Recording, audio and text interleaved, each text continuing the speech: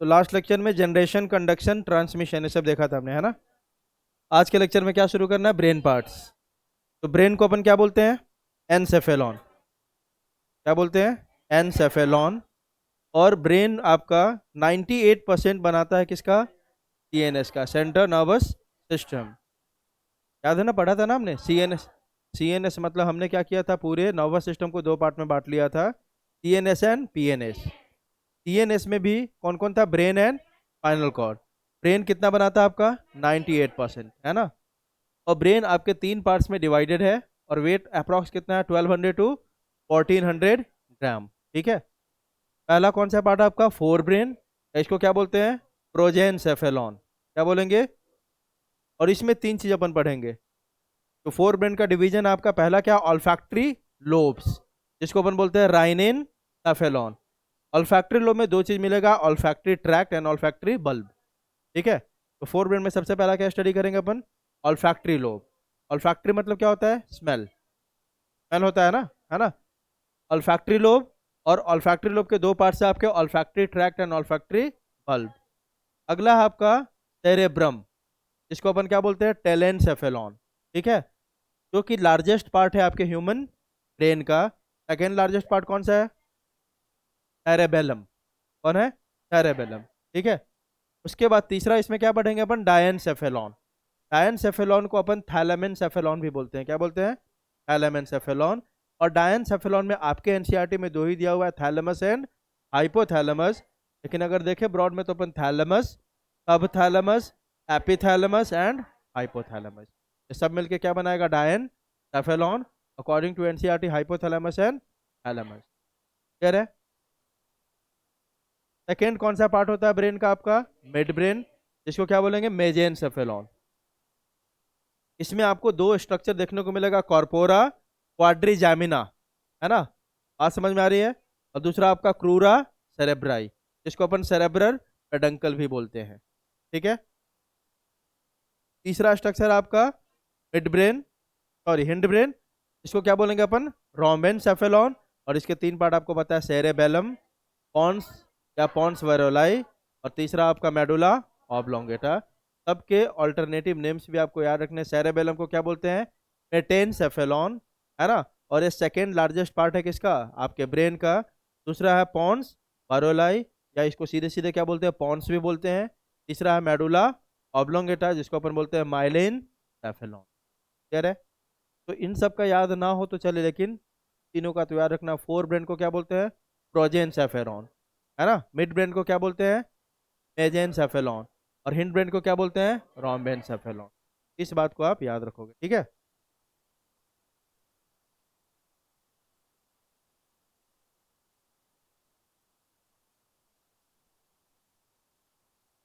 चलो आगे देखो, पहला आप, पहला क्या आपका, फोर ब्रेन।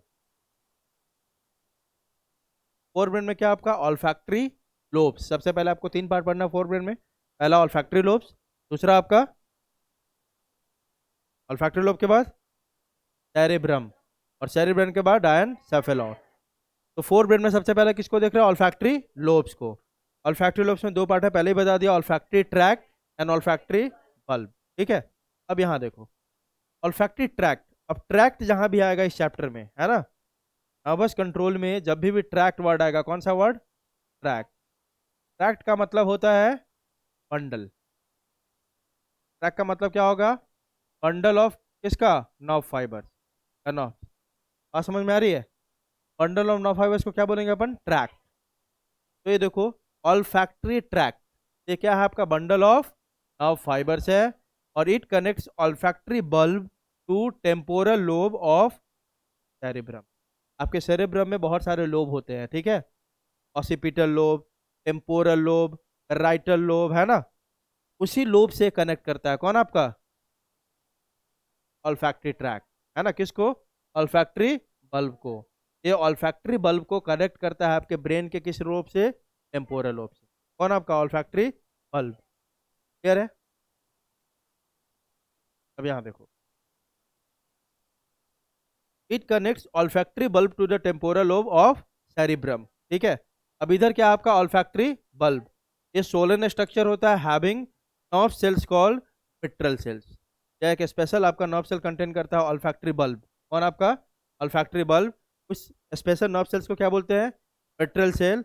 और ये एक्ट करता है as a relay centre for olfactory stimulus. समझ जाओगे, बहुत आसान है। ये देखो यहाँ पे आपको दिख रहा होगा, ये है आपका ऑल्फैक्टरी एपिथेलियम, है ना? क्या है आपका ऑल्फैक्टरी एपिथेलियम?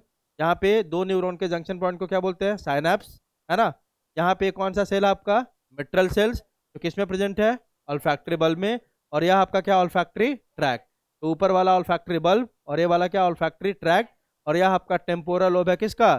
सेरेब्रम का। ठीक है, तो ऑल्फैक्टरी ट्रैक देखो तो क्या कर रहा है? ऑल्फैक्टरी ट्रैक क्या कर रहा है? कनेक्ट कर रहा है आपके ऑल्फैक्टरी बल्ब को, किससे? टेम्पोरल लोब, है ना? अब यहाँ पे होता क्या है देखो, कोई भी चीज़ स्मेल जो आप करोगे, है ना, कहाँ से करोगे? नाक से। यहाँ पे जो एपिथीलियम होगा आपका, है ना, वह एपिथीलियम पहले क्या करेगा? मतलब आपने देखा था कि हमेशा होता क्या है, पहले स्टिमुलस आता है। स्टिमुलस को रिसीव करता है कौन? आपका सेंसरी ऑर्गन्स। सेंसरी ऑर्गन से रिसेप्टर होता है। तो इसमें कौन होगा? हमारा नोज। नोज में आपके जानते हैं ऑल्फैक्टरी एपिथेलियम होगा, जो स्मेल के लिए रिसेप्टर कंटेन करेगा, है ना?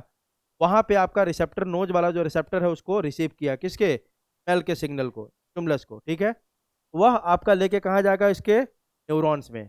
कौन सा न्यूरॉन होगा भाई? Sensory neuron. यह लेके कहाँ गया? ब्रेन में। बात समझ में आई? वही दिखा रहा है, यह ऑल्फैक्टरी एपिथेलियम है। यह आके किसको दे दिया? ये आपका, जल्दी बताओ, ऑल्फैक्टरी ट्रैक। सारी बात समझ? मतलब मेनली देता है ऑल्फैक्टरी, मिट्रल सेल्स को देता है। और मिट्रल सेल्स से सिग्नल को लेके कौन आ रहा है? Olfactory track. कहाँ पे? टेम्पोरल में। सिंपल सी बात है, आँख से स्मेल होता है। यहाँ पे आपने, आपको जैसे ही कोई चीज़ बनता हुआ आपने देखा है ना, तो आपको स्मेल आती है। उसको रिसीव किया आपके नोज का कौन? Olfactory epithelium. कौन किया? ऑल्फैक्टरी एपिथेलियम, है ना? उसमें कौन सा न्यूरॉन होगा? Sensory neuron. उसको लेके कहाँ गया? ऑल्फैक्टरी बल्ब में। ऑल्फैक्टरी बल्ब में कौन सा न्यूरॉन है भाई? Mitral cells. ये दोनों कौन है आपके? मिट्रल सेल्स, है ना? मिट्रल सेल्स क्या हो गया? इसको रिसीव करेगा सिग्नल को, ब्रेन का आपका मिट्रल सेल्स, है ना? और इसको एनालाइज करेगा। एनालाइज करने के बाद इस सिग्नल को अब कहाँ पहुँचाना है? ब्रेन के किस लोब में? Temporal lobe. बात समझ में आ रही है? कहाँ पहुँचाना है? टेम्पोरल लोब में। अब टेम्पोरल लोब में लेके कौन जाएगा इसको? Olfactory track. ये बात क्लियर हुई सबको कि नहीं हुई? ये है आपका ऑल्फैक्टरी बल्ब। इसमें स्पेशल न्यूरॉन सेल्स कौन से है? मिट्रल सेल्स, है ना? यहाँ पे देखो, नोज का जो आपका ऑल्फैक्टरी एपिथेलियम में सिग्नल को लेके आया, यहाँ पे सिनेप्स होगा, किसको दे दिया? मिट्रल सेल्स को। मिट्रल सेल्स को क्या है आपका? न्यूरॉन। अब यहाँ से इस सिग्नल को आगे लेके जाना है कहाँ पे?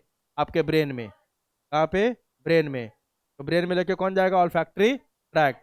अब ब्रेन में जाने के बाद उसका क्या हो गया? इंटरप्रिटेशन, एनालाइज हो गया, और आपको पता चल जाता है कि किस चीज़ का स्मेल है। सीधी बात, ऑल्फैक्टरी जो आपका बल्ब और ऑल्फैक्टरी ट्रैक दोनों आपको स्मेल को पहचानने में क्या कर रहा है?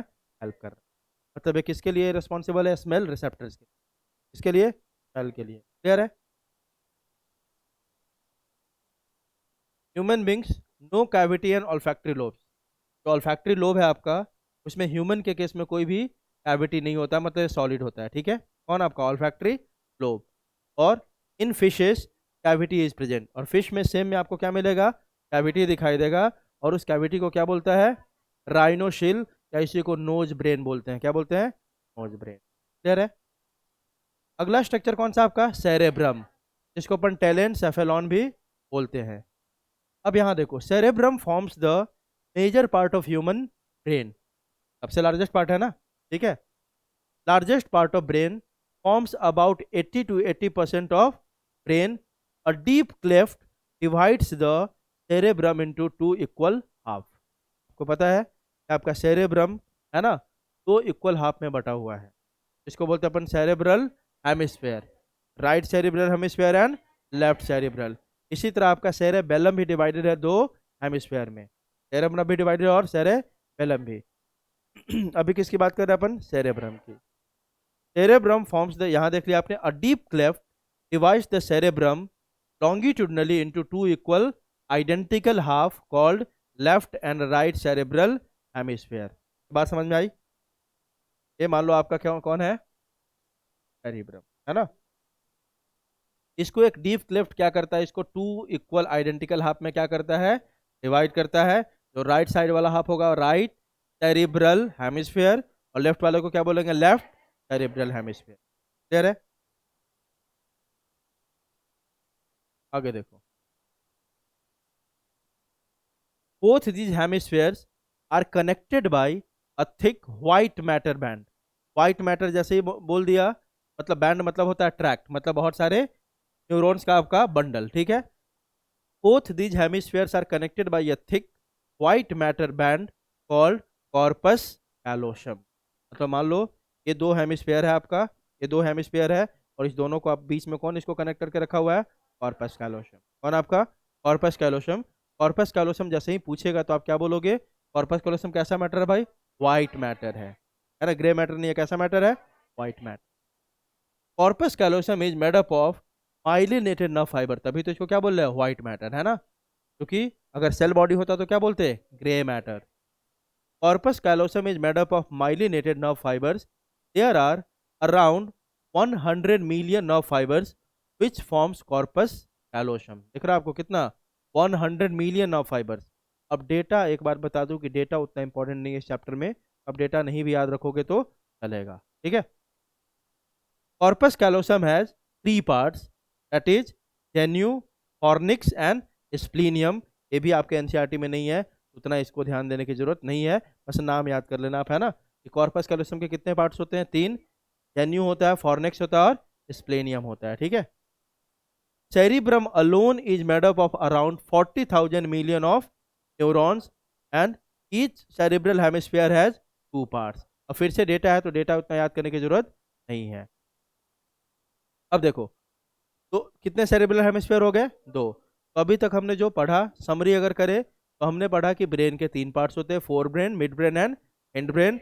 उसके पार्ट्स देखे, फोर ब्रेन में देखा ऑल्फैक्टरी लोब, दूसरा देखा सेरेब्रम, और तीसरा देखा हमने डायंसेफेलॉन, है ना। अब हमने पहले स्टडी करा किसका, ऑल्फैक्टरी लोब का, उसमें 2 पार्ट होता है, olfactory tract and olfactory bulb. Olfactory bulb आपके नोज से जो भी आपका सिग्नल आएगा उसको रिसीव करेगा, और उसको आगे ट्रांसमिट कौन करेगा, कौन लेके जाएगा, ट्रांसफर कौन करेगा, ऑल्फैक्टरी ट्रैक्ट। कहाँ लेके जाएगा, हमारे किस लोब में, टेम्पोरल लोब ऑफ सेरिब्रम, ठीक है। उसके बाद हम देख रहे हैं क्या, सेरिब्रम। सेरिब्रम में हमने देखा कि ये मेजर पार्ट है किसका, आपका सीएनएस का।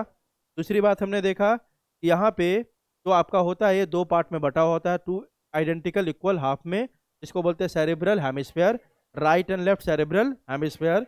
एक लाइन बीचों बीच इन दोनों को अटैच करके रखता है, ज्वाइन करके कॉर्पस कैलोसम, जो खुद एक ऐसा मैटर है, व्हाइट मैटर है, ठीक है। उसके बाद हम देख रहे हैं कि जो सेरेब्रल हेमिस्फीयर है इसके 2 पार्ट होंगे, आपको हर सेरेब्रल आपको बताया ही था। ऊपर वाले पेरिफेरी वाले पार्ट को क्या बोलते हैं, कॉर्टेक्स, और बीच वाले पोर्शन को क्या बोलेंगे, मेडुला, है ना। तो सेरेब्रल हेमिस्फीयर में आउटर कॉर्टेक्स या क्या बोलेंगे, सेरेब्रल कॉर्टेक्स, और इनर मेडुला या सेरेब्रल मेडुला। ये देखो, ये मान लो आपका एक सेरेब्रल हेमिस्फीयर है, इसमें जो आउटर साइड में जो होगा, पेरिफेरी पे जो होगा, उसको क्या बोलेंगे, कॉर्टेक्स, और जो इनर वाला पार्ट है उसको क्या बोलेंगे, मेडुला। क्लियर है।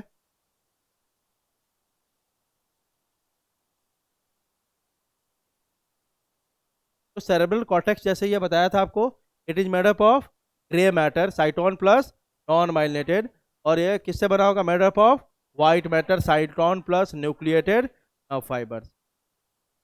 Cerebral cortex is made up of approx 10,000 to 15,000 million of neurons. Again data है, याद नहीं भी करोगे चलेगा, ठीक है।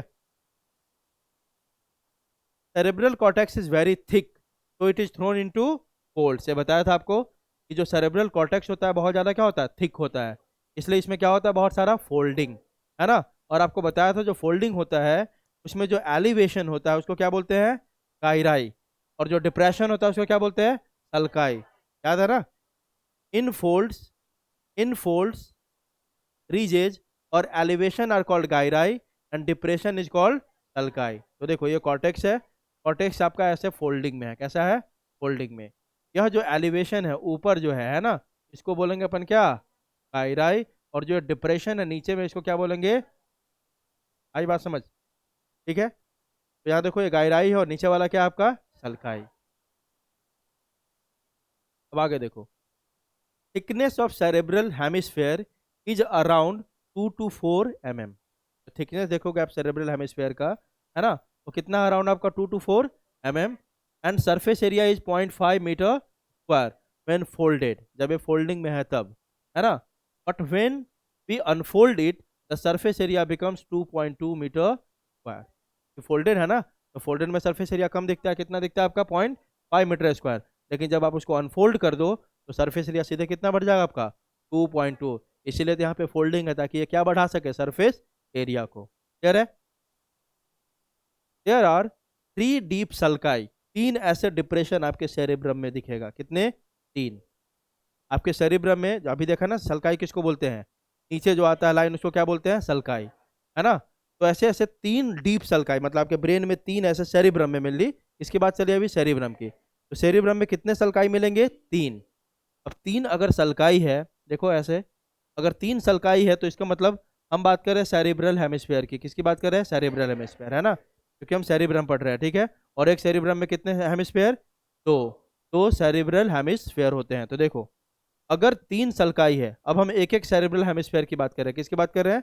Cerebral hemisphere. मान लो एक सेरिब्रल हेमिस्फीयर है आपका, इसमें कितने सल्काई बोल रहे हैं अपन? 3। 1, 2, 3। 3 सल्काई है इसमें, 3 डिप्रेशन है ना। तो अगर 3 सल्काई है, इसका मतलब ये आपके एक, मान लेते हैं आपका राइट सेरेब्रल हेमिस्फीयर है। क्या है आपका? राइट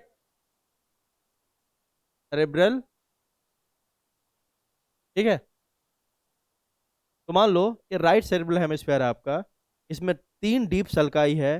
तो ये सेरेब्रल हेमिस्फीयर को कितने पार्ट में डिवाइड कर रहा है? 4 लोब में डिवाइड कर रहा है कि नहीं? 1, 2, 3, 4। कितने लोब? 4 लोब। इसका मतलब ये हो गया कि each cerebral hemisphere is going to have how many lobes? 4 lobe. Total कितने हो जाएंगे भाई? 8। दोनों को मिला के कितने हो जाएंगे? 8। एक में 4, दूसरे में भी 4। ठीक है, ये बात समझ में आई? वही लिखा हुआ आगे देखो अब। There are 3 deep sulci that divides your cerebral hemisphere into how many lobes? 4 lobes. These 3 deep sulci are central sulcus, या पहले को क्या बोलते हैं? Rolandic Fisher. पहला कौन सा बीचों बीच होगा उसको क्या बोलेंगे? Central sulcus. सल्कस सिंगुलर हो गया, सल्काई आपका प्लूरल हो गया, ठीक है। और एक चीज इसमें याद रखने का तरीका है, कितने लोब में डिवाइड करेगा? 4 लोब में। हर लोब में, मतलब हर में देखोगे आप 3 सल्कस है ना, तीनों में एक तो कॉमन है आपका पेराइटल। कौन कॉमन है आपका? पेराइटल तीनों में होगा, ठीक है। तो याद किसको रखना है? बगल वाले को। और याद रखने का तरीका क्या है आपका? FOT, ought. ऑट है ना, FOT याद रखोगे। पहला तो सब में क्या होगा? पेराइटल। दूसरा में FOT। लेकिन ये सीक्वेंस तब काम करेगा जब आपको सीक्वेंस में क्या याद हो?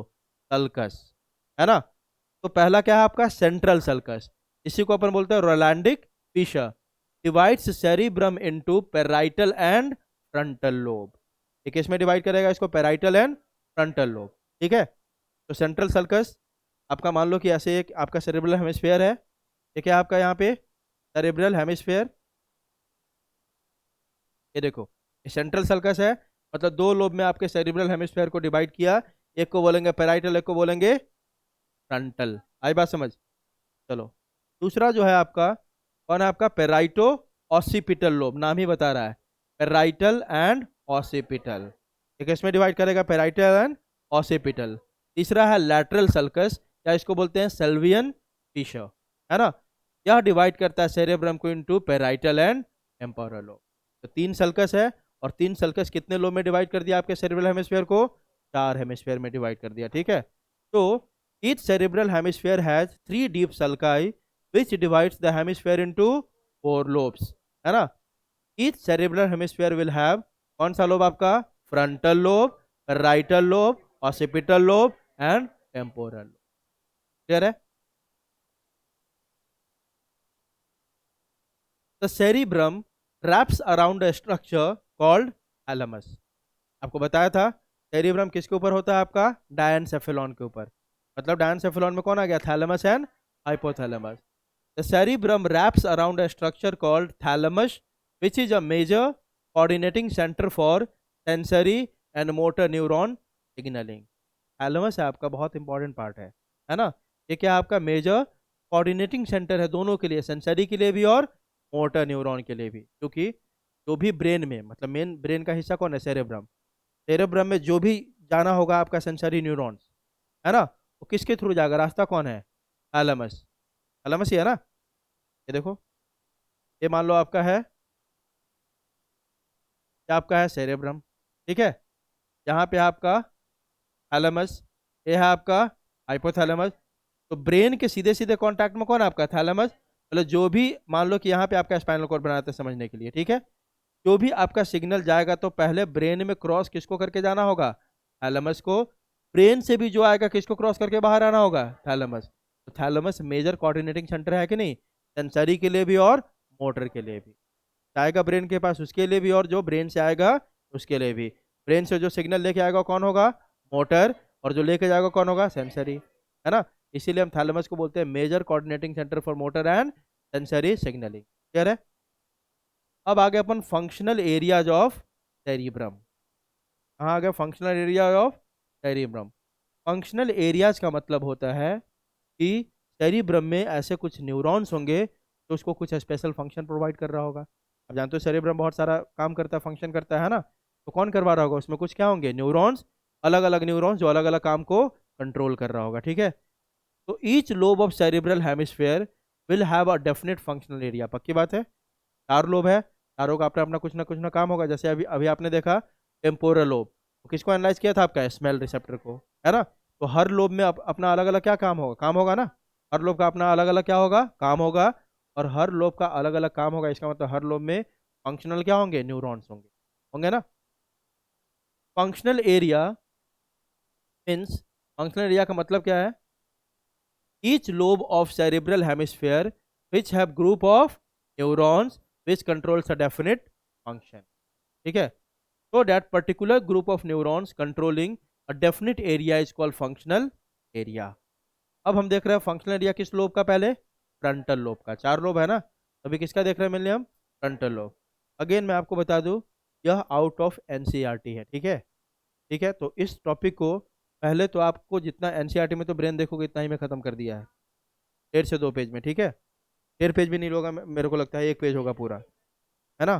तो आप देखो, अगेन वही बातें होती हैं, ठीक है, कि यह आउट ऑफ एनसीईआरटी है, और बस आप समझने के लिए इसका पढ़ो, है ना, ताकि थोड़ा बहुत आपको ब्रेन के बारे में नॉलेज हो। लेकिन आप इसको नहीं भी याद करोगे तो कंप्लीटली फाइन, नहीं याद करोगे इसको, ठीक है। इसको फ्रंटल एरिया ऑफ, मतलब functional area of frontal lobe. जहाँ मैं बोल दूँ कि नहीं याद करना, मतलब इस पे जो कर सकते हो अच्छी बात है, लेकिन पहले तो उतना ही करो जितना आपके नीड के लिए क्या। लेकिन इसको समझने के लिए मान लो कि क्वेश्चन कभी बाहर से कर दिया, तो एटलीस्ट नॉलेज में तो रहेगा ये चीज़, है ना। लेकिन अब आज के लिए क्वेश्चन ऐसे नहीं आता है, ठीक है। लेकिन बाकी टॉपिक को इंटीग्रेट करने के लिए हमें ये समझना जरूरी है, ठीक है। Functional area of frontal lobe. Frontal lobe has 5 functional area. लिखने के लिए इतना है, काम बहुत आसान है, याद करने में भी कुछ है नहीं इसमें, ठीक है। फंक्शनल लोब, फ्रंटल लोब में कितने हैं, 5 फंक्शनल एरिया। कितने, 5। पहला प्राइमरी मोटर एरिया, पहला कौन सा आपका, प्राइमरी मोटर एरिया। दूसरा आपका प्री मोटर एरिया। तीसरा आपका ब्रोकाज मोटर स्पीच एरिया। अगला है फ्रंटल आईफील्ड एरिया। और लास्ट आपका एसोसिएशन एरिया। ये 5 अलग अलग फंक्शनल एरिया होंगे किसमें, फ्रंटल लोब में, है ना। पहला कौन सा देखो तो, प्राइमरी मोटर। दूसरा आपका प्री मोटर। तीसरा आपका ब्रोकाज स्पीच मोटर एरिया। और चौथा आपका frontal आईफील्ड।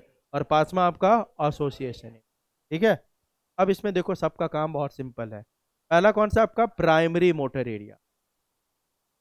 Area present just in front of central sulcus.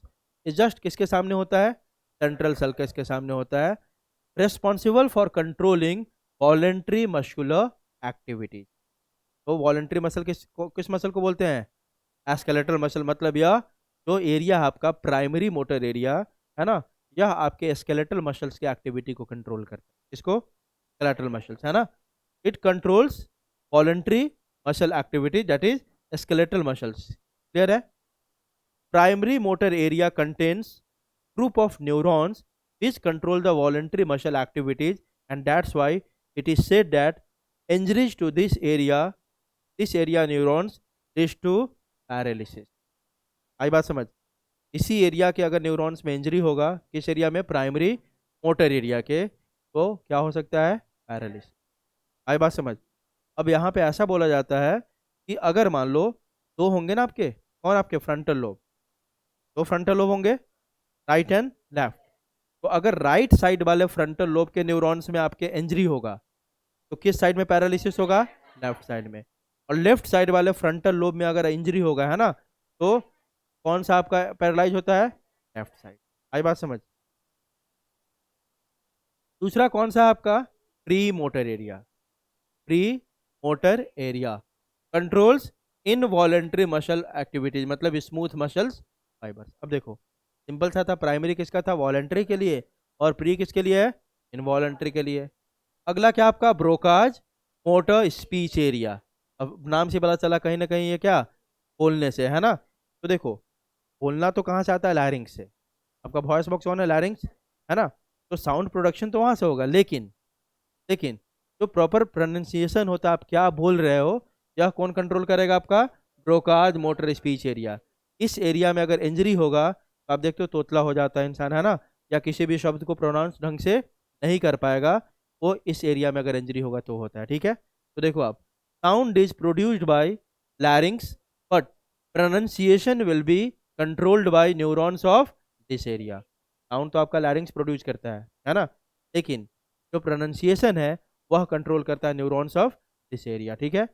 As it control the activities of muscles of buccal cavity as well as the cartilages of the larynx. Sound आपका larynx produce कर रहा है, लेकिन उस sound के production के time पे आप जानते हो कि मसल्स आपके हैं बकल कैविटी के, माउथ के, है ना। लैरिंग्स में क्या प्रेजेंट होता है? कार्टिलेज। उन सबको कंट्रोल कौन करता है? आपका इस एरिया के न्यूरॉन। तो अगर इस एरिया में इंजरी हुआ तो प्रॉब्लम होगी प्रॉपर प्रोनाउंसिएशन में, ठीक है। तो proper articulation of speech is under the control of neurons of this area. Proper articulation मतलब प्रॉपर तरीके से आप बोल पाओ, या इस एरिया के न्यूरॉन्स कंट्रोल करते हैं, ठीक है। अगला क्या आपका? Frontal eye field area. Again वही बात कि विजन तो आपका कौन? आई प्रोड्यूस करता है, लेकिन आई में जो आई बॉल है उसको कंट्रोल करता है ग्रुप ऑफ 6 मसल्स। तो आई बॉल का मूवमेंट है ना, उसको कंट्रोल करता है group of how many muscles? 6 muscles, है ना। देखो each eye ball is surrounded by 6 muscles, that is extra ocular muscles. तो आपका आई बॉल है, उसको सराउंड करके रखा हुआ है कितने मसल्स? 6 मसल। उसको क्या बोलते हैं? एक्स्ट्रा ऑक्यूलर मसल्स, है ना। and these muscles are responsible for movement of eyeball, and these 6 extraocular muscles are under the control of neuron of eye field area। ये जो 6 मसल है ना, तो आपके आई बॉल का मूवमेंट करवा रहा है, वह किसके कंट्रोल के अंदर है? आई फील्ड एरिया के अंदर। मतलब अगर इस एरिया में कोई इंजरी हुआ तो आप देखते हो कि बहुत लोग का आंख एक साइड में टिल्टेड हो जाता है। आई बॉल देखा है? आई बॉल एक साइड चला जाता है, ठीक है। इसको क्या बोलते हैं आप? स्पिंट बोलते हैं ना, ठीक है। तो आई बॉल जब एक साइड में चला जाए तो क्या बोलते हैं उसको? पिन। अगर इस एरिया में इंजरी होगा तो क्या हो जाएगा, है ना। अगला है आपका एसोसिएशन एरिया। यह बहुत इंपॉर्टेंट एरिया है। This area is concerned with emotion, intellect, thinking, memory etcetera. तो seat of intelligence is in neurons of association area. तुम लोग का यही डेवलप नहीं है, ठीक है। अब देखो बता ही दिया मैंने साथ साथ में कि अगर इन सब एरिया में डिफेक्ट होगा तो क्या क्या हो सकता है ना। तो पहला अगर डिफेक्ट आपका किसमें है? प्राइमरी मोटर एरिया में, तो क्या हो जाएगा? Paralysis. Defects in neurons of primary motor area leads to paralysis. We have two frontal lobe, one in each cerebral hemisphere. So if there is a damage in the motor area, so there is a damage in the neurons of the right side primary motor area, then there will be a paralysis of left side and vice versa. Clear है? It is said that the right cerebral hemisphere controls the left side of the body and vice versa. अब दूसरा क्या आपका? Effect in Broca's motor speech area, है ना। Broca's motor area is dominant in only one of the cerebral hemisphere. होते दो हैं लेकिन डोमिनेंट किसी एक ही साइड में होगा, ठीक है। अब देखो, so if there is a defect in this area it will lead to a condition call aphasia, है ना। That is pronunciation won't be proper, ठीक है। एफेजिया बोलते हो उसको, जानते हो ना, ये सब ये सब टर्म्स आपने सुना होगा। अफेजिया, है ना। Effect in frontal eye field area, this to क्या आपका? स्टेगैमस, या इसे क्या बोलते हैं? Squint, that is the eye ball will be turn towards one side because the eye, हाँ, मतलब it affect side muscles will be paralyse, मतलब जो होता है ना आपका वो एक्स्ट्रा ऑक्यूलर मसल्स, वो इसमें क्या हो जाएगा आपका अफेक्टेड हो जाएगा, तो आई बॉल का मूवमेंट रुक जाएगा। ठीक है।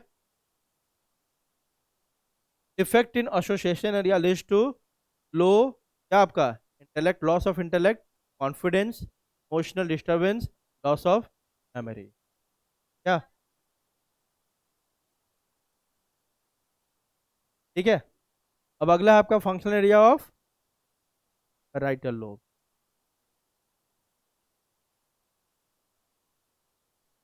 यहाँ देखो, प्राइमरी सेंसरी एरिया पहला, क्या क्या बोलेंगे, तो मैं सोमैटोस्टैटिक एरिया। देखो पहला कौन सा आपका प्राइमरी सेंसरी एरिया, उसमें था प्राइमरी मोटर, अब इसमें आ गया क्या आपका सेंसरी। आई बात समझ? तो इसमें पहला क्या आपका primary sensory area, neurons of this area is responsible for perception of various senses. ठीक है। For example sensation of heat, touch, pressure, pain, ये सब यहाँ पे होगा प्राइमरी सेंसरी एरिया। मैं नाम ही बता रहा प्राइमरी सेंसरी एरिया, जो भी सेंसेस होंगे, मतलब टच हो गया है ना आपका, जो भी टच स्मेल, ये सब कहाँ से पता चलेगा आपको, पेन, प्रेशर, यहाँ पे प्राइमरी सेंसरी। दूसरा कौन सा आपका सेंसरी एसोसिएशन एरिया, या इसको बोलते हैं वर्निक्स एरिया, है ना। तो प्राइमरी सेंसरी एसोसिएशन एरिया है, sensory association area stores the sensory stimulus. So during operation, when a doctor gives anesthesia, it is done basically to deactivate or inhibit the functioning of neurons of primary sensory area. As a result, the person does not have any sensation and the surgeon can easily operate. आई बात समझ? अभी देखा तुमने, primary sensory area ही वह area है जो आपको sensation देता है हिट का, टच का, प्रेशर का और पेन का। जब ऑपरेशन होता है ना, तो इसी एरिया को अपन क्या करते हैं, तो है ना, बात समझ में आ रही है?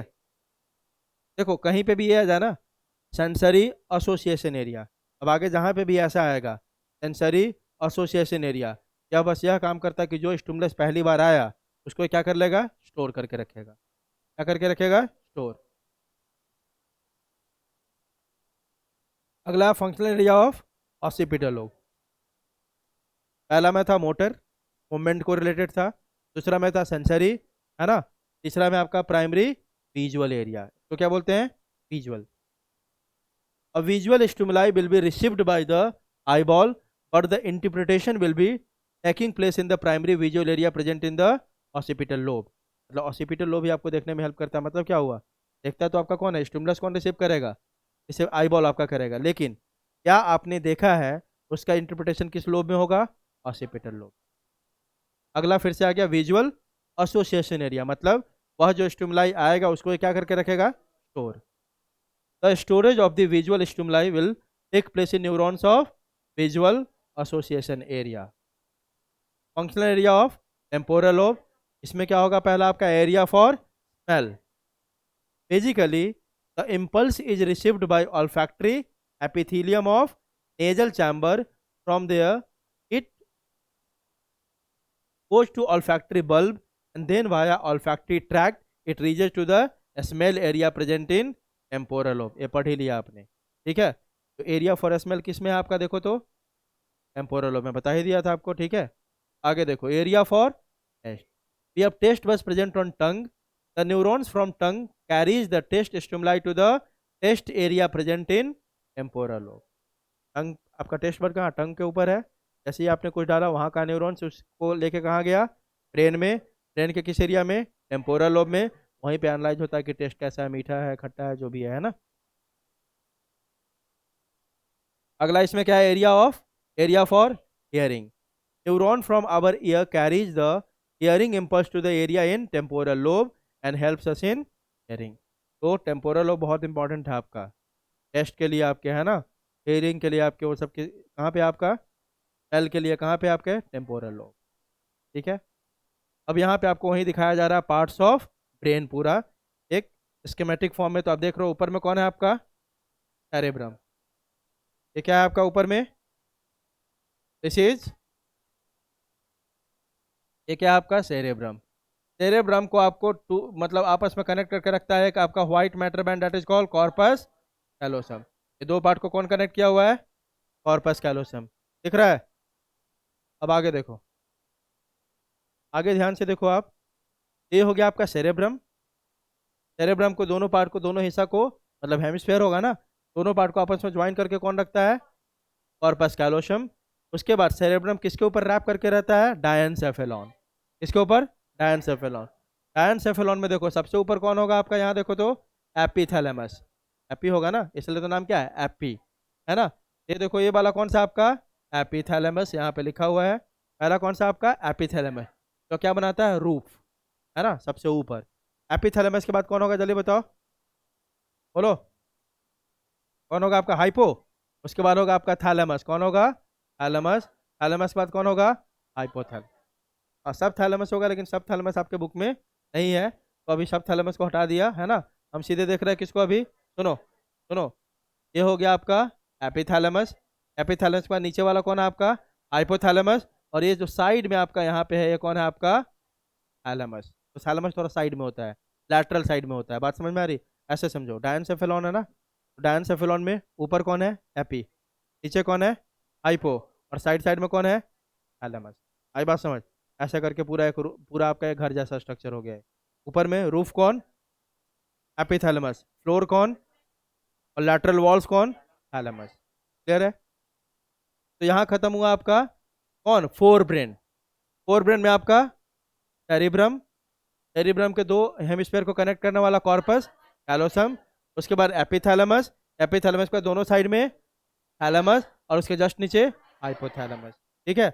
अब देखो, जो एपिथैलेमस होता है ना, उसी के आपके उसी पे आप देखोगे कि एक ग्लैंड वहां पे प्रेजेंट है। उस ग्लैंड को क्या बोलते हैं अपन? Pineal gland. एपिथैलेमस पे एक ग्लैंड है, कौन सा आपका? पीनियल बॉडी या पीनियल ग्लैंड बोलते हैं। क्लियर है? अब जब आपका फोर ब्रेन खत्म हुआ, तो फोर ब्रेन के बाद कौन शुरू होता है? Mid brain. मिड ब्रेन में अपन ये चार स्ट्रक्चर से मिड ब्रेन को रिप्रेजेंट कर रहे हैं, क्योंकि यहाँ पे बोलते हैं इसको कॉर्पोरा क्वाड्रिजेमिना। क्या बोलते हैं? Corpora quadrigemina. क्वाड्री मतलब क्या होता है? फोर। ये चार स्ट्रक्चर मेनली आपके मिड ब्रेन को रिप्रेजेंट करता है, जिसको बोलते हैं कॉर्पोरा क्वाड्रिजेमिना।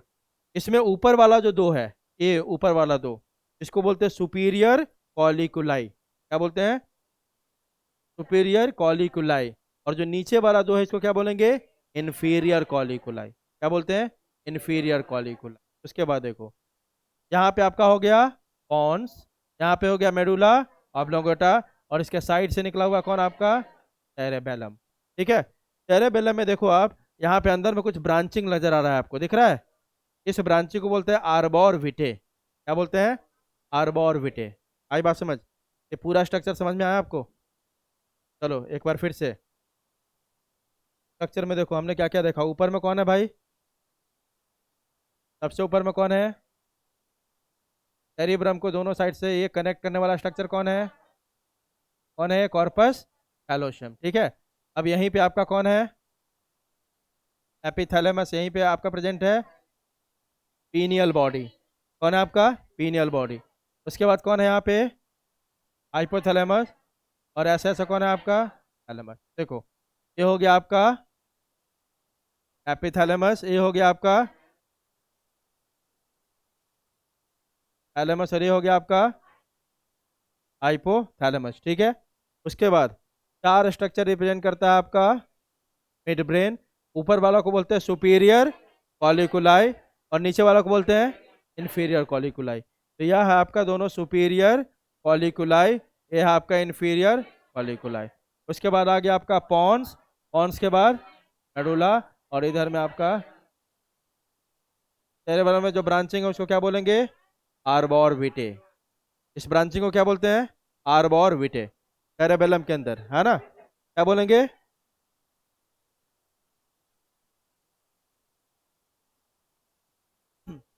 ठीक है। क्लियर है? तो ये आपके हो गए पूरे ब्रेन के पार्ट्स, और यहाँ से क्या शुरू होगा? Spinal cord. कौन होगा? Spinal cord. चलो अब देखो, यहाँ पे आप देखोगे, सुनो ओए, यहाँ पे देखोगे इस एरिया में आपका जो थैलेमस हाइपोथैलेमस है ना, वहाँ पे कुछ आपके स्पेशल न्यूक्लियाई, न्यूक्लियाई मतलब उसको सेल्स, यहाँ पे न्यूक्लियस नहीं, न्यूक्लियस नहीं बोलते, उसको क्या बोलते हैं, सेल्स। सेल्स का नाम क्या, न्यूक्लियाई है ना, न्यूरल सेल। कुछ स्पेशल आपके न्यूक्लियाई भी यहाँ पे डिस्ट्रीब्यूटेड होते हैं, ठीक है। दूसरी बात, तो और यहाँ पे आपको स्ट्रक्चर दिखेगा जिसको बोलेंगे अपन एमिगडाला और हिप्पोकैम्पस। क्या बोलते हैं, एमिगडाला एंड हिप्पोकैम्पस, ठीक है। जो फोर ब्रेन के अंदर ही आपके थैलेमस के आसपास होगा, ठीक है, एमिगडाला एंड हिप्पोकैम्पस। एमिगडाला किसके लिए रिस्पॉन्सिबल है, इमोशन, और हिप्पोकैम्पस मेमोरी के लिए। क्लियर है, चलो। तो फोर ब्रेन में आपने पहले क्या देखा, सेरेब्रम, ऑल्फैक्टरी लोब तो था ही, है ना। एनसीईआरटी के अकॉर्डिंग देखो तो आपका सेरेब्रम, उसके बाद डायंसेफेलॉन, और उसके बाद यह सिस्टम इंपॉर्टेंट है आपका, इसको बोलते हैं लिम्बिक सिस्टम। कौन सा, लिम्बिक। वही उसी में वो आएगा आपका एमिगडाला एंड हिप्पोकैम्पस। तो देखो लिम्बिक सिस्टम कौन कौन मिलकर बनाता है, amygdala plus hippocampus plus thalamus plus hypothalamus plus different nuclei of cerebrum. आपके सेरेब्रम में कुछ छोटे छोटे दूसरे भी न्यूक्लियाई होते हैं, सेल्स होते हैं, इन सब को मिला दो तो इसको क्या बोलते हैं, limbic system. Amygdala, hippocampus, thalamus, hypothalamus and different nuclei of cerebrum. As per NCERT आपका बस दिया हुआ है थैलेमस, उसके नीचे कौन, hypothalamus. Optic lobe is associated with mid brain, ठीक है। अब आगे देखो, डायनसेफेलॉन दूसरा है आपका, है ना। पहला हमने देख लिया कौन सा, फोर ब्रेन।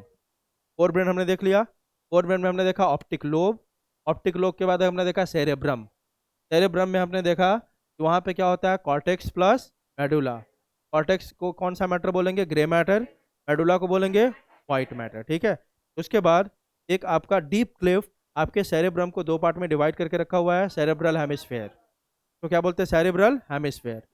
राइट वाले को राइट सेरेब्रल हेमिस्फेयर और लेफ्ट वाले को लेफ्ट सेरेब्रल हेमिस्फेयर। क्लियर है। उसके बाद हमने देखा कि दोनों हेमिस्फेयर को आपस में कनेक्ट करके रखता है एक व्हाइट बैंड, है ना, या बंडल ऑफ नर्व फाइबर्स, उसको बोलते हैं कॉर्पस कैलोशियम, ठीक है।